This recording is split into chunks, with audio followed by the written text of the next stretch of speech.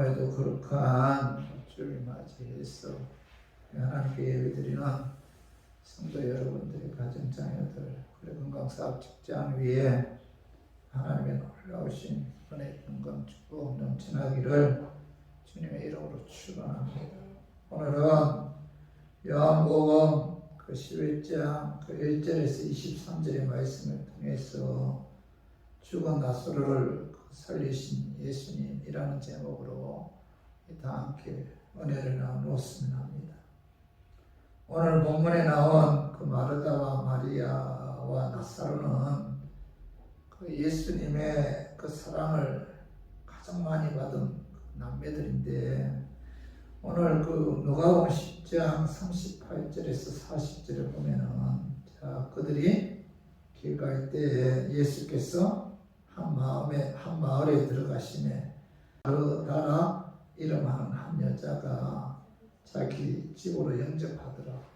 그에게 마리아라 하는 동생이 있어 뒤에 발치에 앉아 그의 말씀을 듣더니 마르다는 준비한 일이 많아 마음이 분주한지라. 이 예수님은 예루살렘 성에 갈 때마다 베다니에 사는 마르다, 마리아, 나사로의 집에 들렀고, 그때 이 마르다와 마리아는 그 예수님을 극진히 대접했어요. 그리고 요한복음 그 12장 2절 3절에도 보면은 거기서 예수를 위하여 잔치할세 마르다는 일을 하고 나사로는 예수와 함께 안전자 중에 있더라. 마리아는 지극히 비싼 향유 곧 순전한 그 나다 한 근을 가져다가 예수의 발에 붓고 자기 머리털로 그의 발을 닦더니 향유 냄새가 집에 가득하더라. 여기 마르다 또 마리아 나사로 이 세 남매는 예수님을 극진히 섬기는 그런 그 신앙의 가정이었습니다. 그래서 예수님께서는 이 세 남매를 굉장히 사랑하고 아꼈는데, 오늘 요한복음 11장 5절로 예수께서 본래 마르다와 그 동생과 나사로를 사랑하시더니 이렇게 말씀하고 있죠. 예수님은 이 가정, 이 세 남매를 굉장히 사랑했다는 겁니다. 예수님의 공생의 기간 동안 그 예수님께서 세 번 울었는데, 첫 번째 울음은 누가복음 19장 41절에 보면은 이하에 보면은 평화의 성이어야 할 그 예루살렘이 인간의 죄악으로 말미암아 그 멸망할 그 예루살렘 성의 그 참상을 예언하시면서 예수님 우셨어요. 이것이 첫 번째 울음이고, 두 번째의 그 예수님의 울음은 오늘 본문에 나온 그 요한복음 11장 33절에서 35절에 보면은 오라비인 나사로가 죽은 것을 그 안타까워하며 슬픔에 잠긴 그 마르다 마리아를 그 예수님께서 측은히 보시면서 눈물을 흘린 내용, 이것이 두 번째 예수님의 울음입니다. 그리고 세 번째 예수님의 울음은 요리서 5장 7절에 보면은 예수님께서 십자가에 못 박히기 전 그 겟세마네 동산에서 이 밤이 깊도록 홀로 눈물을 흘리면서 그 눈물의 기도를 드리는데, 이것이 예수님의 그 세 번째 울음이에요. 예수님께서 공생의 기간 동안 이 세 번 우셨는데, 그 중에 하나가 뭐예요? 마르다 마리아의 그 오라비인 그 나사로가 죽었을 때 그 슬퍼하는 그 마르다 마리아의 모습을 보고 내 눈물을 흘릴 정도로 예수님은 그 가정을 극진히 사랑했다는 겁니다.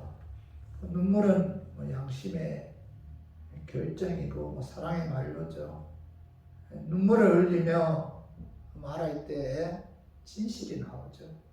그 예수님은 그 오라비를 잃은 마르다 마리아의 슬픔을 보시면서 그들을 너무 사랑하셨기에 눈물을 흘리셨는데, 그만큼 뭐예요? 눈물을 흘릴 만큼 예수님은 그 자매를 사랑했다는 거죠.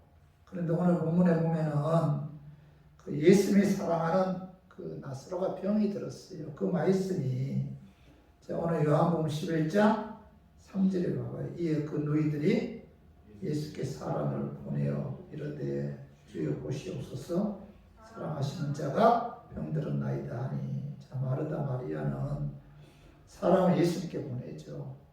그들에게 사랑하는 나사로가 병든 사실을 알리면서 빨리 오셔서 그 오라비 나사로의 그 병을 고쳐달라고 그렇게 강구하죠.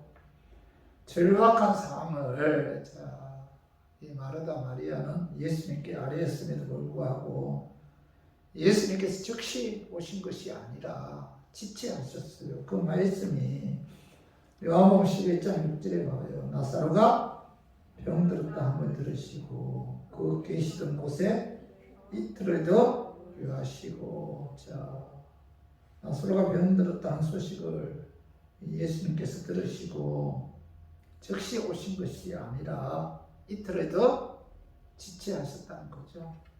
그래서 저는 오늘 본문 말씀을 통해서 마르다 마리아가 예수님께 그 사랑하는 나사로가 병들어 죽게 되었다고 절박한 상황을 아뢰었음에도 불구하고 예수님이 즉시 오지 않고 이틀 동안 지체하신 그 이유가 있어요. 오늘 본문에 보면은 왜 예수님께서 나사로가 죽은 이후 나흘이나 되어서 왜 오셨는지 그 이유에 관해서 알아보고 우리 교인들도 우리가 무슨 일이 있을 때 또 우리에게 이런저런 어려움이 다가왔을 때 거기에도 하나님의 선한 뜻이 있고 하나님의 계획이 있고 승리가 있음을 우리가 깨닫는, 그래서 결코 우리가 한번 하나님 원망하거나 또 우리가 포기하지 않고 끝까지 기도해서 하나님의 기적을 체험하는 그런 은혜가 임했으면 하는 그런 마음에서 제가 오늘 이 말씀 준비했습니다. 말씀 전가할 때 아까 마귀는 나사렛 예수 이름으로 떠나고 성령 하나님께서 함께 하심으로 깨닫는 그런 은혜가 임하기를 주님의 이름으로 축원합니다. 예수님께서 나사로가 병들었다는 소식을 듣고도 즉시 오지 않고 이틀을 지체하신 그 첫 번째 이유가 그 죽은 나사로를 살리심으로 하나님의 영광을 드러내기 위함이었다는 거죠. 그 말씀이 요한복음 11장 3절 4절 봐요. 이에 그 누이들이 예수께 사람을 보내어 이르되 주여 보시옵소서 사랑하시는 자가 병들었나이다 하니 예수께서 들으시고 이르시되 이 병은 죽을 병이 아니라 하나님의 영광을 위함이요 하나님의 아들이 이로 말미암아 영광을 받게 하려 함이라 하시더라. 여기 보면 4절에 보면 이 병은 뭐예요? 죽을 병이 아니다. 하나님의 영광을 위함이다. 또 하나님의 아들이 이로 말미암아 영광을 받게 하려 함이라 이렇게 말씀하고 있는데, 이 마르다 마리아는 예수님께 사람을 보냈잖아요. 주께 사랑하시는 자가 병들었다고 전하면 예수님께서 당장 오셔서 나사로의 병을 고쳐 주실 것이다 이렇게 믿고 있었어요. 그런데 그래서 급하게 사람을 예수님께 보냈잖아요. 그런데 마르다 마리아는 급한 마음으로 예수님께 재촉해서 빨리 오시기를 원했지만 예수님께서는 뭐라고 말씀하고 이 병은 죽을 병이 아니다. 하나님의 영광을 위함이다. 하나님의 아들이 이로 말미암아 영광을 받게 하기 위함이다. 이렇게 말씀하시면서 즉시 오신 것이 아니라 이틀을 더 지체하셨다는 거죠. 만약에 나사로가 죽은 바로 다음 날에 예수님께서 오셔서 나사로를 살리셨다면 나사로는 완전히 죽지 않았기 때문에 다시 살아난 것이다. 이렇게 의심하는 사람들도 아마 많았을 거예요. 그러나 죽은 지 나흘이나 되었잖아요. 썩은 냄새가 시신이 썩기 시작했고, 그래서 사망이 완전히 입증된 상황에서 예수님께서 오셔서 죽은 지 나흘이나 된 나사로를 그 살리심으로 말미암아 하나님께서 영광 받으셨다. 그리고 예수님께서도 이로 말미암아 영광 받으시기 위해 이틀이나 예수님께서 지체하셨다는 거죠. 예수님께서는 사랑하는 그 나사로가 병들었다는 소식을 듣고도 당장 달려오지 않고 이틀이나 지체하신 그 이유가, 그 죽은 지 나흘이나 지난 나사로를 살리심으로 말미암아 하나님께서 그 역사를 통해서 영광 받기 위함이었다는 겁니다. 우리가 분명히 알아야 될 것은 하나님께서 왜 기적을 행해요? 기적 행하는 이유가 뭡니까? 그 기적의 능력을 통해서 자신이 영광 받기 위해서다. 자신의 능력을 나타내기 위해서 하나님께서는 지금도 기적을 일으키신다는 거죠. 그래서 그 사사기 7장에 보면은 그 하나님께서 기드온에게 그 미디안을 공격하라고 이제 명령해요. 그 시대 그 무기가 오늘날처럼 발달되지 않았기 때문에 사람의 수요와 훈련 정도에 따라서 이 전쟁의 승패가 좌우됩니다. 그런데 오늘 사사기 그 7장 12절 봐봐요. 한번 읽어봐요. 미디안과 아말렉과 동방의 모든 사람들이 골짜기에 누웠는데 메뚜기에 많은 수와 같고 그들의 낙타의 수가 많아 해변에 모래가 많은 같은지라. 그리고 기드온의 적군인 그 미디안 아말렉의 수가 메뚜기 떼처럼 많았다는 겁니다. 그리고 약대의 수는 해변의 모래알처럼 많았다는 거예요. 반면에 이스라엘의 민족은 32,000명인데 이 전쟁은 상대가 되지 않는 그런 전쟁이었습니다. 그런데도 하나님께서는 이 전쟁에서 들어온 자들은 집으로 돌아가라고 명령했는데 그때 22,000명이 집으로 돌아갔어요. 32,000명 중에 22,000명이 이 전쟁이 들어와서 집으로 돌아갔는데 이제 남은 인원은 몇 명이에요? 10,000명이지, 10,000명. 하나님께서는 이 10,000명도 너무 많다고 해서 그들 물가로 데려갑니다. 물가로 데리고 가서 그 손으로 물을 움켜 입에 대고 혀로 그 물을 핥는 자와 무릎을 꿇고 그 물을 마시는 자를 이제 구별해서 혀로 물을 핥다 먹는 그 300명만 데리고 그 미디안을 공격하게 해요.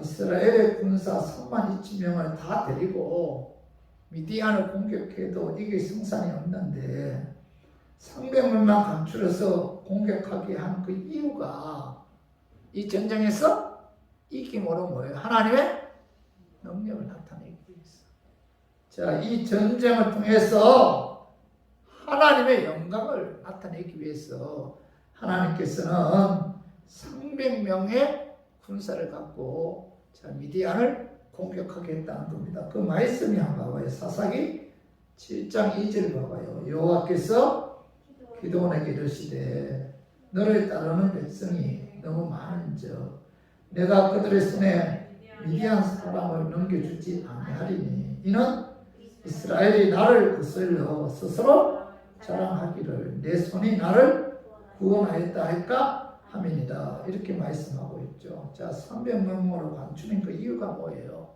32,000명 중에서 300명만을 통해 미디안을 공격하게 한 이유가 뭐예요? 그들이 32,000명을 갖고 미디안을 공격했을 때 그래서 그 공격에 승리한다면 그들은 뭐라고 이야기해요? 하나님의 능력, 하나님의 영광은 어디 가고 자기들이 잘했어. 자기들의 능력에 의해서 내 손이, 그죠? 나를 구원했다 하면서, 그죠? 자기에게 영광을 돌릴까봐 하나님께서는 뭐예요? 300명을 통해서 미디안을 공격하게 했다는 거죠. 하나님의 능력, 하나님의 영광을 나타나게 하기 위해서 하나님께서는 300명으로 감추려서 미디안을 공격했는데, 오늘 이 말씀을 통해서 우리가 깨달아야 할 교훈은 뭐예요? 하나님은 어떤 능력을 행하시고, 자, 그 능력을 통해서 자신이 영광받기를 원한다. 근데 사실 우리들은 또 우리 주위에서 보면은 그렇지 않은 경우가 많잖아요. 어떤 능력이 일어났어요. 그럼 뭐예요? 다 누가 영광받아요?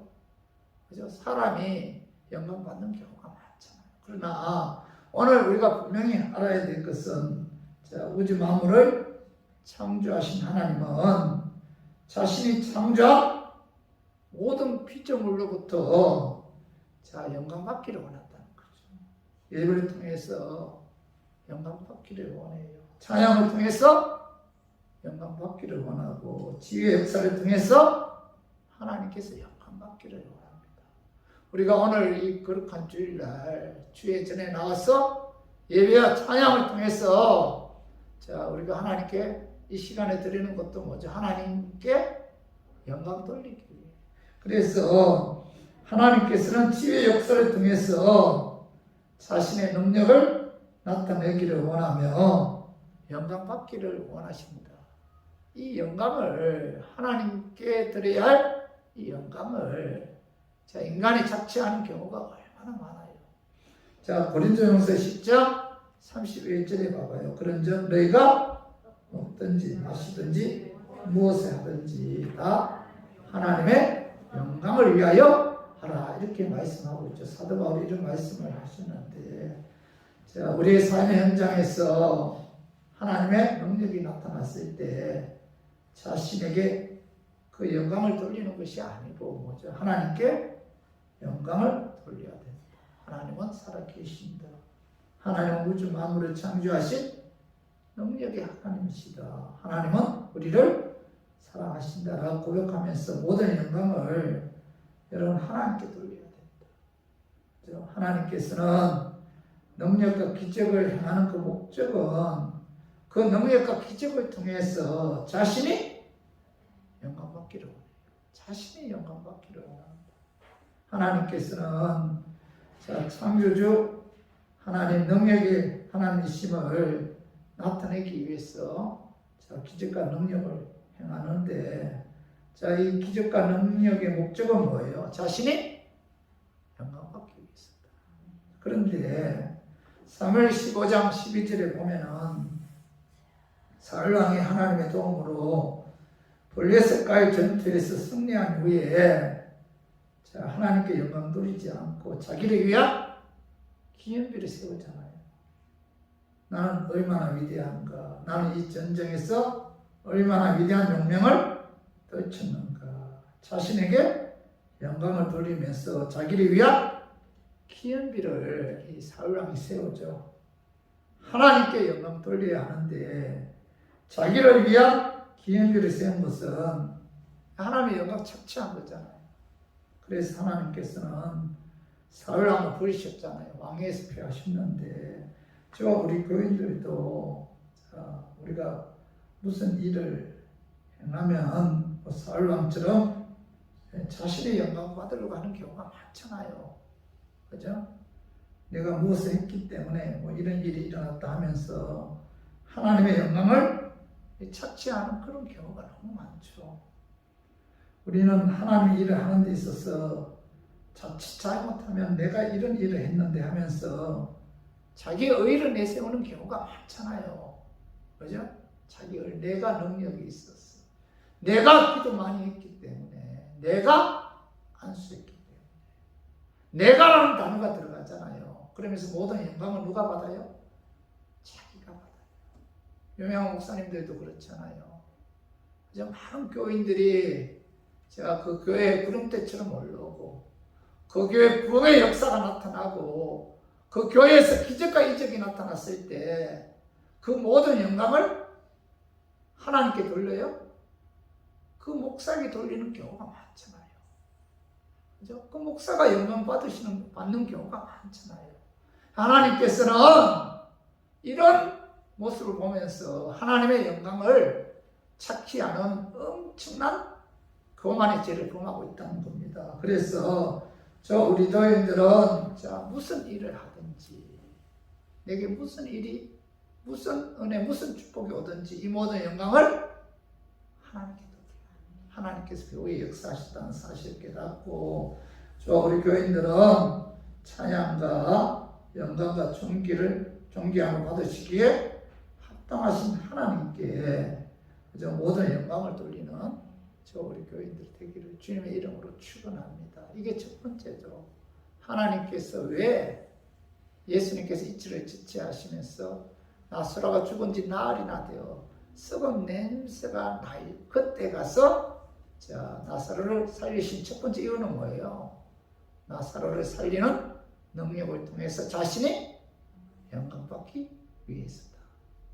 이게 첫 번째 내용이고, 두 번째, 예수님께서 나사로가 병들었을 때 즉시 오지 않고 이틀을 더 지체한 두 번째 이유는 죽은 지 나흘이나 된 나사로를 살리심으로 예수님을 믿게 하여 구원받도록 하기 위함이다.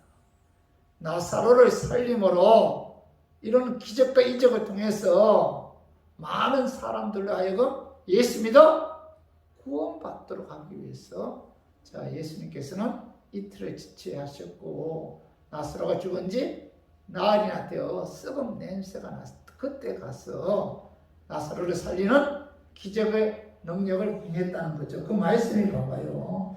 요한복음 11장 41절에 봐봐요. 항상 내 말을 들으시는 줄을 내가 알았나이다. 그러나 이 말씀 없는 것은 둘러선 무리를 위함이니 곧 아버지께서 나를 보내신 것을 그들도 믿게 하려 함이니이다. 이렇게 말해. 나사로 죽었잖아요.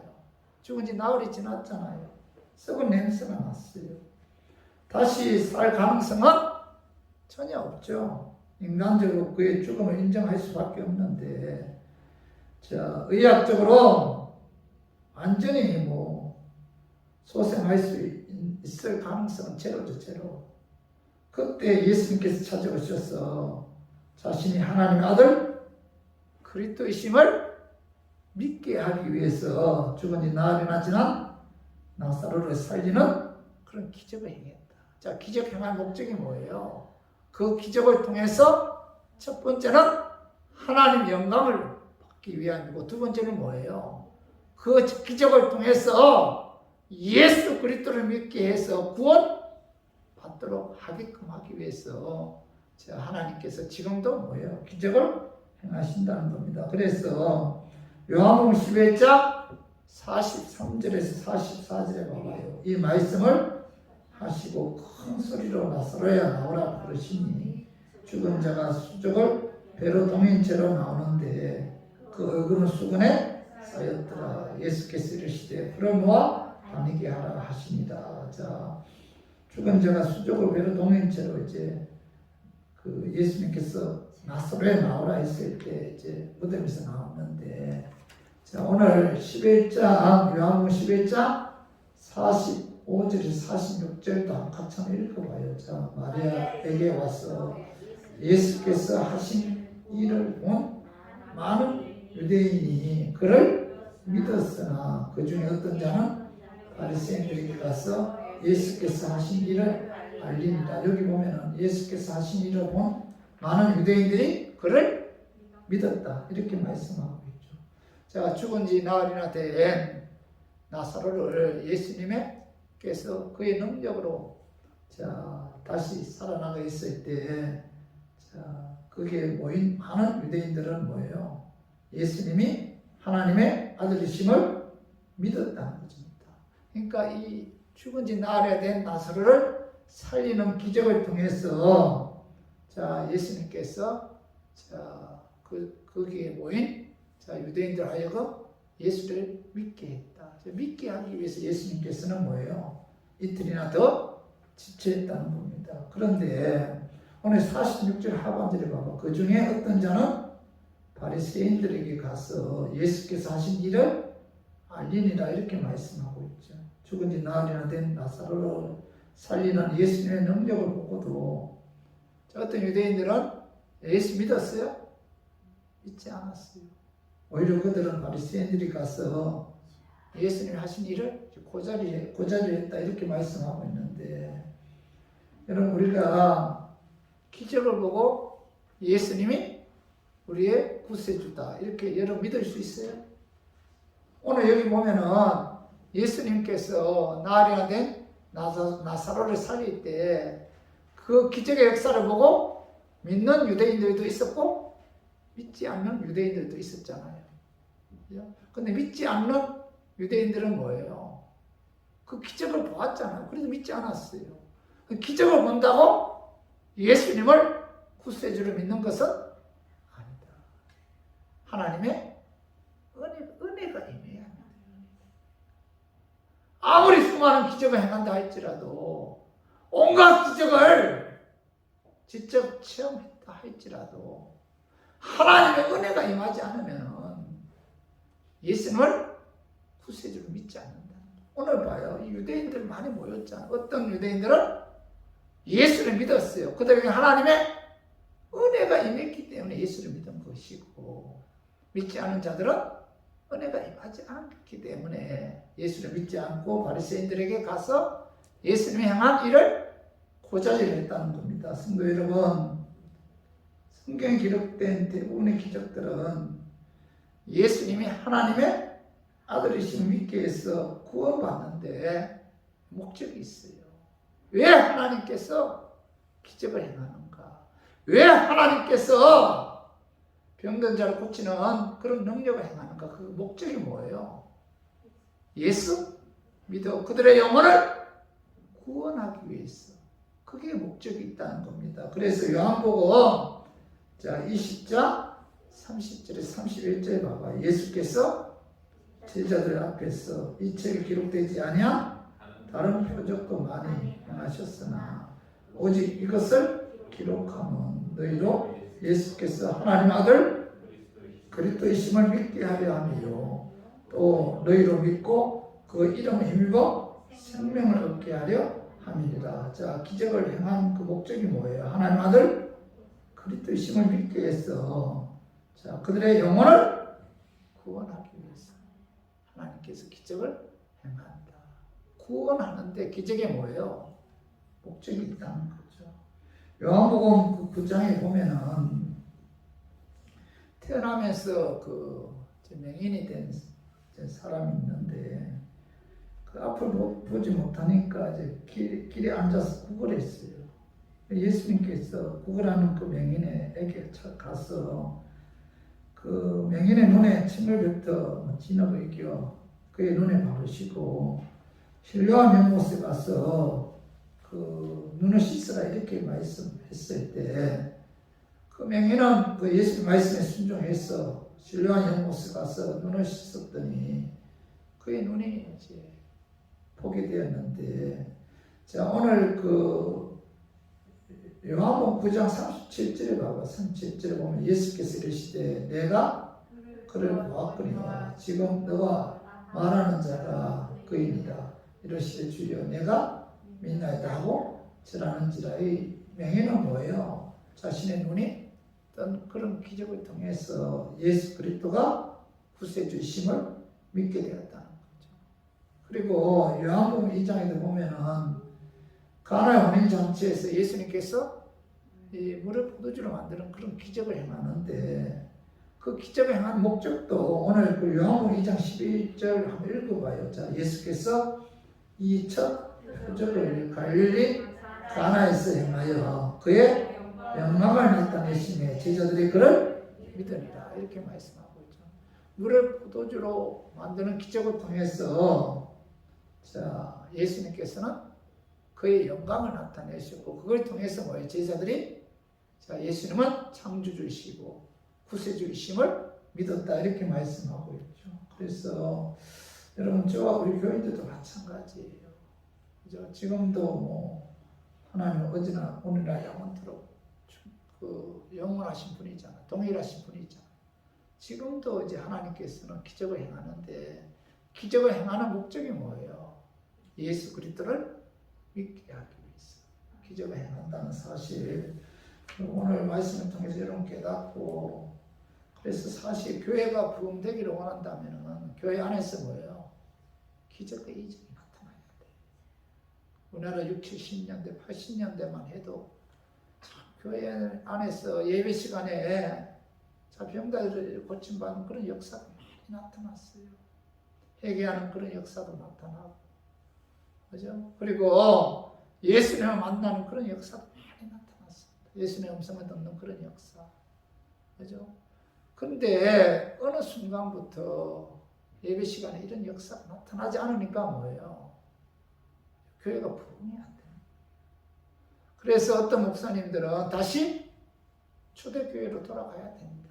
초대교회에 임한 그런 어떤 기적의 역사, 부흥의 역사가, 성령의 역사가 나타나야 된다. 이렇게 강조하는 목사님들도 많아요. 그래서 우리 교인들도 우리가 우리 가정이나 사업 직장에서 예수님의 그 기적을 통해서 가족들이 다 구원받고 또 교회도 부흥되는 또 이런 역사가 우리 교인들 위해 또 우리 교회에 임하기를 주님의 이름으로 축원합니다. 그리고 세 번째로 예수님께서 나사로가 그 병들었다는 소식을 듣고 즉시 오지 않은 이틀을 더 지체하신 그 이유가 죽은 나사로를 살리심으로 이 부활의 소망을 갖기 위함이었다는 겁니다. 다시 말해서 나사로를 예수님께서 살리셨잖아요. 죽은 자를 살리셨다. 그럼 우리들도 뭐예요? 산다는, 죽은 이후에 우리도 산다. 이런 어떤 부활의 소망을 갖게 하기 위해서 예수님께서 나사로가 죽은 지 나흘이 되었어야 그 베세다에 오셨다는 거죠. 그 말씀이 요한복음 11장 11절 봐봐요. 이 말씀을 하신 후에 또 이르시되 우리 친구 나사로가 잠들었도다. 그러나 내가 깨우러 가노라. 예수님께서는 분명히 죽은 지 나흘이나 지난 나사로인데 그 뭐라고 말씀하고 나사로가 잠들었다 이렇게 말씀하셨고 또 죽었잖아요. 죽었는데 뭐예요? 깨어날 수 없는데 깨우러 간다 이렇게 말씀하고 있잖아요. 그죠? 우리 친구 나사로가 잠들었도다. 그러나 내가 깨우러 간다. 죽었는데 잠단다고 해요. 깨울 수 없는데 깨운다 이렇게 말씀하고 있죠. 여러분, 사람에게 죽음은 절망이죠. 죽음은 끝인데, 그러나 그리스도인의 죽음은 뭐예요? 잠잔다 이렇게 표현하고 있어요. 그리스도인의 죽음 잠잔다. 잠자는 것 같다. 그리스도인은 죽음으로 끝나는 것이 아니고 예수님께서 재림하실 때 다시 부활하기 때문에 그리스도의 죽음은 잠잔다, 깨어난다 이렇게 예수님께서 표현하고 있죠. 오늘 마태복음 9장 24절 우리 같이 한번 읽어봐요. 이르시되 물러가라. 이 소녀가 죽은 것이 아니라 잔다 하시니 그들이 비웃더라. 소녀는 죽었잖아요. 그런데 예수님께서는 소녀의 죽음을 뭐라고 말씀하고 있죠? 잔다. 그리스도인의 죽음은 뭐예요? 잔다. 잔다는 것은 뭐예요? 다시 일어난다. 다시 깨어난다는 거죠. 오늘 데살로니가전서 4장 13절에 보면 형제들아 자는 자들에 관하여는 너희가 알지 못하면 우리가 원하지 아니하노니 이는 소망 없는 다른 이와 같이 슬퍼하지 않게 하려 함이라. 오늘 13절 3번에 형제들아 자는 자들에 관하여 잔다 이렇게 표현하고 있잖아요. 그리스도인의 죽음을 사도 바울은 뭐라고 표현하고 있어요? 잔다, 자는 자들 이렇게 표현하고 있잖아요. 데살로니가전서 4장 14절도 봐봐요. 우리가 예수께서 죽으셨다가 다시 살아나심을 믿었는데 이와 같이 예수 안에서 자는 자들도 하나님 그와 함께 데리고 오시라. 예수 안에서 자는 자들, 그죠? 그리스도인의 죽음은 뭐예요? 예수 안에서 사는 자들이다. 예수님께서 재림하시는 그날에 다시 뭐예요? 부활한다. 그런 의미에서 자, 예수님께서는 뭐라고 말씀하고 있어요? 잔다, 깨운다 이렇게 말씀하고 있는 거죠.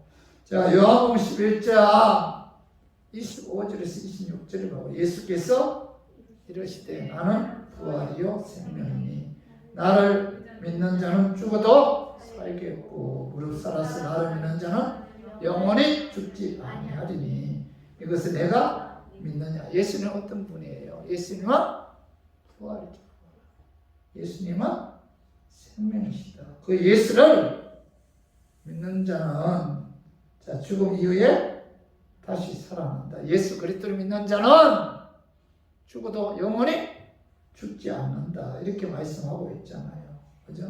그래서 자, 고린전서 15장 20절에서 22절도 봐봐요. 그러나 이제 그리스도께서 죽은 자 가운데서 다시 살아났사 잠자는 자들의 첫 열매가 되셨도다.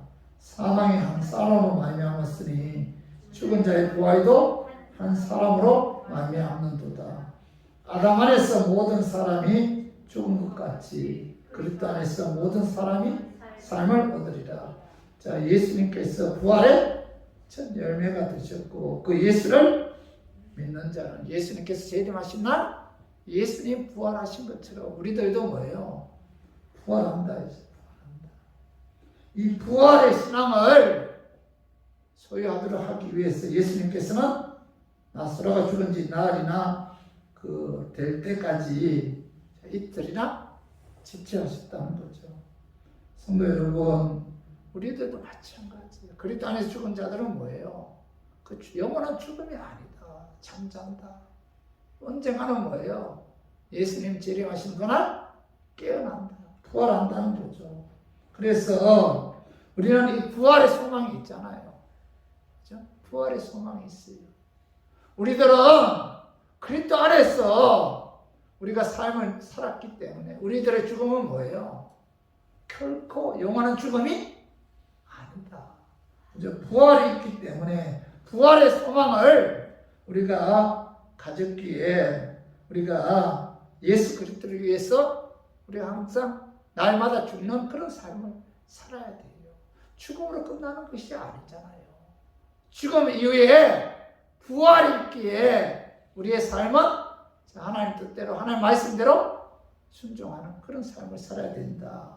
자, 사도 바울은 고린도전서 15장 31절에 보면 형제들아 내가 그리스도 예수 우리 주 안에서 가진 바 너희에 대한 나의 자랑을 두고 단언하노니 나는 날마다 죽노라. 사도 바울이 고백한 거. 부활이 때, 자, 고린도전서 15장은 어떤 부활장이잖아요. 사도 바울은 우리의 죽음은 영원한 죽음이 아니다. 죽음 이후에 부활하기 때문에. 그래서 사도 바울은 뭐 나는 날마다 죽노라 이렇게 고백하고 있는데 이 날마다 죽는다 이런 고백은 내 정욕을 죽인다. 내 욕심을 죽인다. 내 고집, 내 아집을 죽인다. 이런 세상적인 모든 것을 나는 날마다 죽인다. 그런 뜻이잖아요. 우리 성도님들도 부활의 소망이 있잖아요.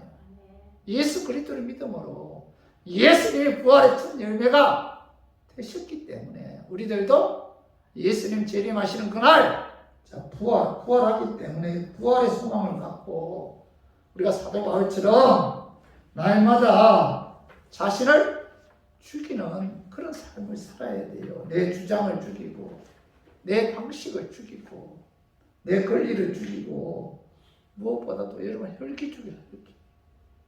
날마다 나의 욕심, 나의 고집을 죽여야 한다. 옛사람, 옛 성품을 죽이고 주의 일에 더 힘쓰는 자들이 되어야 돼요.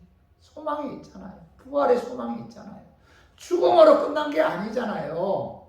언젠가는 우리도 부활하기 때문에 우리가 옛 성품 죽이고 우리가 주의 일에 더 힘쓰는 자들이 헛되어야 한다. 자, 고린도후서 15장 58절 한번 읽어봐요. 자, 그러므로 내 사랑하는 형제들아, 현실하며 흔들리지 말고 항상 주의 일에 더욱 쓰는 자들이 되라. 이는 너희 수고가 주 안에서 헛되지 않은 줄 아니라. 고린도후서 15장, 고린전서 15장은 뭐예요? 부활장이죠. 그죠? 부활장의 15장 마지막 절에, 자, 내 사랑하는 형제들아, 견실하며 흔들리지 말고 또 주의 일에 힘쓰는 자들이 되라. 너희 수고가 주 안에서 헛되지 않다. 헛되지 않아요. 왜요? 부활하기 때문에. 부활이 있기에. 너희가 주 안에 수고한 모든 것이 헛되지 않다. 부활이 죽음으로 끝나면은, 자, 우리가 주를 위해서 일하는 모든 것들은 다 뭐예요? 헛되잖아요. 그러나 죽음으로서 끝나는 것이 아니라, 자, 죽은 이후에 예수님 재림하실 때 부활하기 때문에, 그러므로 사도 바울은, 자, 견실하며 흔들지 말고 항상 주의 일에 더욱 힘쓰는 자들이 되라. 너희 수고가 주 안에서 헛되지 않다. 이렇게 말씀하고 있죠. 그러나 우리 성도들은 죽음이 끝이 아니라는 사실, 자, 예수님 재림하실 때 부활하기 때문에 살아있을 때 우리가 예배 찬양을 통해서 하나님께 영광 돌려야 돼. 그리고 하나님 말씀에 순종하고 기도에도 힘쓰는 자들이 돼야 돼요. 자, 부활이 있기 때문에 봉사에 더욱 힘쓰는 자들이 되고 전도에 더욱 힘쓰는 자들이 되어야 돼요. 주님 온된 교회를 위해서 헌신, 봉사하는 그런 자들이 되어야 됩니다. 이는 뭐예요? 너희 수고가 주 안에서 헛되지 않다. 부활이 있기 때문에 죽음으로 끝나는 게 아니잖아요. 제가 요즘 그런 생각이 들어요. 요즘 와서, 야, 이게 이제 코로나 시대잖아요. 사주일날에도 뭐 이렇게 많이 모이지도 않고, 어떤 권사님 그런 이야기를 하더라는 거예요. 코로나 때 집에서 TV로 예배 드리니까 너무 편하대. 내가 다시 교회 나가서 예배 드릴 수 있을까? 이런 염려를 하더라는 거예요. 그죠? 굳건한 믿음을 소유하지 않으면은 교회 나오기가 더더욱 힘든 그런 시대잖아요. 수요 예배도 그렇고, 또 금요 철야 예배도 그렇고. 제가 요즘 그런 생각을 이게 내 평생 이 새벽 예배를 통해서 기도하고 말씀 전가하고 이렇게 신앙생활 하다 갔으면 좋겠다. 이런 생각이 들 때가 많아요. 새벽 예배는 그죠? 그래도 마음만 먹으면 시간 내서 주의 전에 나와서 예배 드릴 수 있잖아요, 새벽에는. 그래서 이 모든 것들이 주 안에서 헛되지 않다. 예수님께서 재림하실 때에 하나님 보좌 앞에 서면은 그게 뭐예요? 합당한 상을 주신다. 이런 의미에서 너희 수고가 주 안에서 헛되지 않다. 이렇게 말씀하신 거죠. 자, 히브리서 11장 6절 봐봐요. 믿음이 없이는 하나님을 기쁘시게 하지 못하나니 하나님께 나가는 자는 반드시 그가 계신 것과 또한 그가 자기를 찾는 자들에게 상 주시는 이심을 믿어야 했죠. 하나님은 뭐예요? 상 주신다. 견실하며 흔들리지 말고 주의 일에 더 힘쓰는 자들이 되라. 너희 수고가 주 안에서 헛되지 않다. 거기에 합당한 상을 주신다는 사실을, 자, 히브리서 기자는 믿어야 된다. 이렇게 말씀하고 있죠. 자, 마태복음 16장 27절 봐봐. 인자가 하나님의 영광으로 그 천사들과 함께 오리니 그때 각 사람의 행한 대로 갚으리라. 각 사람의 행한 대로 갚아주기 때문에 견실하며 흔들리지 말며 주의 일에 더 힘쓰는 자들이 되라. 너희 수고가 주 안에서 헛되지 않다. 자, 계시록 요한계시록 22장 12절도 말보라.